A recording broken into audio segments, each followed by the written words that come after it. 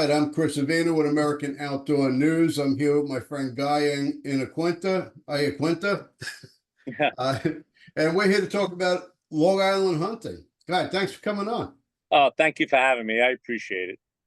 So, you are a generational type of hunter. You've been hunting for your whole life, your grandfather, your father, Yes, and now you're passing it on to the next generation. to my son and my grandsons and granddaughters. Yes, Now, you hunt primarily Long Island? mainly Long Island. We hunt out east, Sagaponic, Oakdale, wherever you can get some access to, and upstate New York, up by Ellenville and Westboro in that area. Oh, sure. I've hunted there forever. Yeah, yeah. Right now there's a big bear population up there. We have that early bear season in September that starts. That we're looking forward to going to do as well. Yeah, I'll be heading up to the Adirondack in a couple of weeks myself. We Yeah. hunted Forestburg for a long Yes. time, Yep. Yep. and we took more bear than deer off that property. It's crazy. And here in where we are in the Catskills, there's so many bear. It's 1 to 1. Every time you see a bear, you're seeing a deer. I mean, it's amazing what's up there. Yeah, and they're They're everywhere. delicious. I love the bear meat. Me too. And the saying goes, "You are what you eat." It's Yeah. so true with bear. An Yeah. interior bear, they're eating nuts and berries and Yeah. whatnot, and it tastes Yeah. good. If Yeah. you eat a coastal bear, they're eating a lot of fish, and It's right. it just don't taste the same. Right. Right. I love the bear meat. I really do. So Long Island hunting, Yeah. a lot of people think of New York, they don't think hunting. Yeah. And Long Island, we have Boone and Crockett deer here. Tremendous deer. I live in Smithtown Kings Park area. You're driving through those areas. You see some of these deer that are just world class deer. But a lot of people don't post what they're getting here because they don't want people to know what they have. Yeah, so if I wanted to start an outfitting business here on Yeah. Long Island, we could do really well. Yes, you're not kidding. You're not kidding. Now, there are a lot of groups that Yes. hunt Long Island. Yep. Are you affiliated with any of those? Or No, the only group that I hunt with is a bunch of guys that we hunt, about 14 of us that we do management for a place in Oakdale. But not any of those other groups that you're talking about. I do know of them, and I have friends that do hunt with John and those guys. I do know those guys, now, but I don't hunt with them. what was the biggest deer you've gotten on Long Island? Biggest deer, like a 140 class deer. I've seen bigger, but a 140 class deer, yeah. That's respectable. Yeah. But I have friends that have gotten bigger deer than that, 160, 170 class deer Yeah, on Long Island. I've seen people take 160 class deer, and it's unbelievable. You would think they got them in the Golden Triangle in Right. Illinois. It's absolutely crazy. Yes. Yep. Now you've traveled as well. Yeah. Been to Alaska, British Columbia, Colorado, a couple of states like Kansas, and this next year we're going to Iowa. First time. Nice. Yeah. Very nice. First time. Yeah, we finally got our 5 preference points to go to Iowa. Now I found that a lot of Long Island hunters stick to just Long Island deer hunting. Yes. Why do you think nobody ventures out to Texas, Alaska, They're Kentucky? too cheap. They're too cheap. I don't know, because some of these hunts they can get expensive. Sure. We did a couple of trips to Ohio, and at the end of the day, the trip might be 2,500, but then you're getting new gear and everything else, so it adds up. And most of the people are hardworking people that I know, and it can get expensive. It does, but you're stepping into a sport that is not a cheap sport. No, not at all. Just your Absolutely. bow alone can run Yeah. you Oh, now $1,000. with these new bows, they're starting at 1,500 just for a strip bow. Sure. Yep. Yeah. But it's a love for the sport. You know, you could go out with anything. You could go with a recurve. You could go with your grandfather's shotgun, whatever, just to get out in the woods and spend time with family. That's really, we do a lot of that. You know, come opening day in November upstate, all the cousins get together once a year, and we just eat and have fun. And really, it's about family getting together. You know. That's always been a big part for me, the experience of being in a hunting camp. Yeah. And Yeah. and I think people miss that on Long Yeah. Island because you're not in a camp, you're hopping in your car, you're Yeah, you driving just locally. right. I agree with you 100%. But I love going upstate. We have a house up there. We all get together. Who's bringing what to eat? Who's staying where? I mean, it's just great. My son lives in Tampa. You know, he's hunting down there in the heat, but it's I don't know how he does that. I give him a lot of credit, but he loves to hunt, and he'll go wherever he can. So Well, I've hunted Texas 110 degrees, so that's crazy too, right? but what was your favorite trip? What's your favorite destination? I love British Columbia. The outfitter was amazing.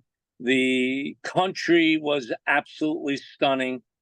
The animals were just it was great. We were on me and my dad were there for 14 days. Wow. So we got to do a mountain goat, mule deer, elk tag, and a bear tag. And I got a mule deer and a mountain goat. So it was and he did the same thing. It was great.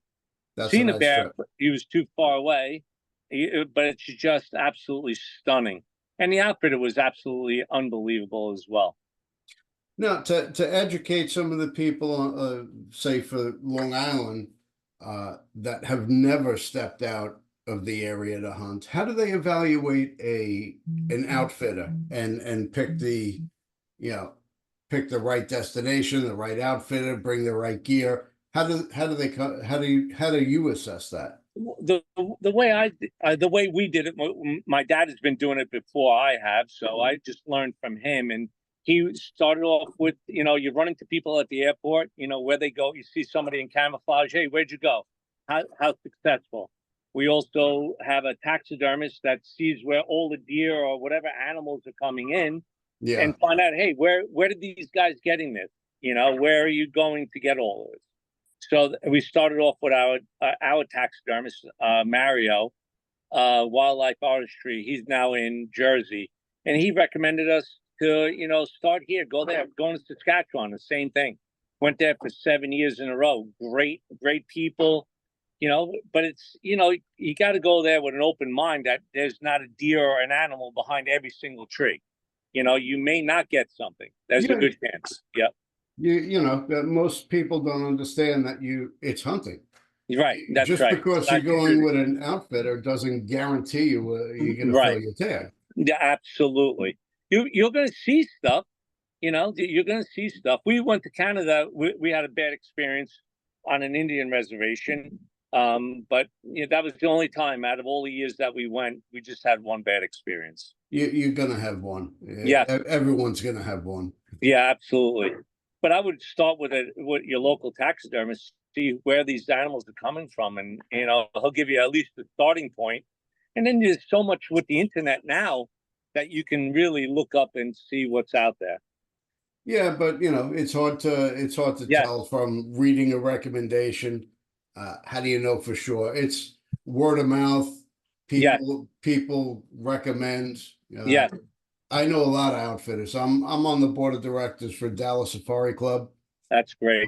We have a banquet every year, and Yeah, all of our because we auction off a ton of hunts, yeah, yeah, Africa hunts, Argentina, Spain, yeah, Alaska, as well as hunts in the U.S. And yeah, people can get great deals. We had Africa hunts going for like $2,000.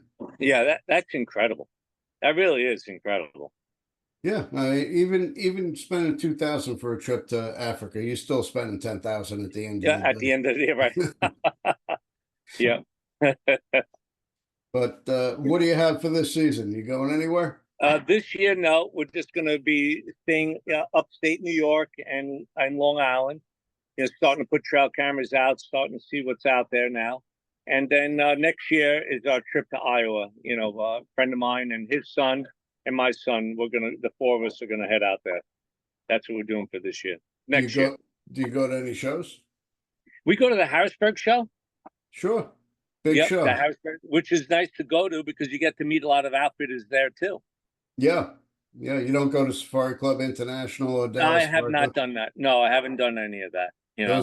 Those are big shows. They're more specialized Yep. than Harrisburg. Harrisburg, you have a little everything. That's Yeah, which is nice. Then you could drive there. I take my wife and the kids. You know, it's a fun weekend to go.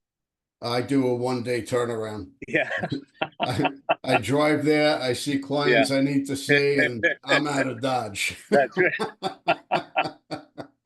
I don't blame you.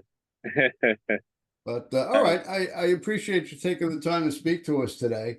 Thank you, And Chris. I appreciate it. Yep, and been a pleasure. let me know how you do at bear I camp, will. Yes, I will. Yep, and I will. I'll let you know the same. I'm heading up on the 18th to the Okay. Adirondack. My friend has a bunch of property that backs up the watershed property. Yeah. Yep. He's got a big 500-pound bear on it, and Yeah. That's well, great. Yeah. This we'll year see. doesn't look like the bear are that big from what I have on camera. Yet there's a couple of 200 pounders and a couple of mothers and cubs, but I haven't really seen too much big stuff. Last year was really, there was some big stuff roaming around. We have a lot of acorns on our property, Oh, sure. and we just had it logged. So I think there's so much food on the ground that they're probably not moving around much right now. So Well, bear are probably one of the more difficult animals to judge right, size-wise. yeah, yeah, Southern zone, you see a lot of, average bear is going to be 200 pounds or under. yeah, yeah, yeah. I agree 100%. Yep, And a lot of people say it's the size of the ears. yeah, If they're big ears. yeah. The ears don't change on a No, bear. right. It's you look That at the head. positioning. If they're on the Yeah, top of the head, it's a young bear. If it's on yeah, the sides, yeah, it's a bigger bear. yeah, yeah, yeah. I'm looking forward to it. They're delicious. Yeah, I'm writing a cookbook now, so Oh, I awesome. I need to add some bear to it. I All haven't. right. You got it. I'll send you what I have. Sounds like a plan. All right, Chris. Thank you so much for your time. You too. Thanks for coming on. All right, bud. Have a great day. You too. Bye. Bye.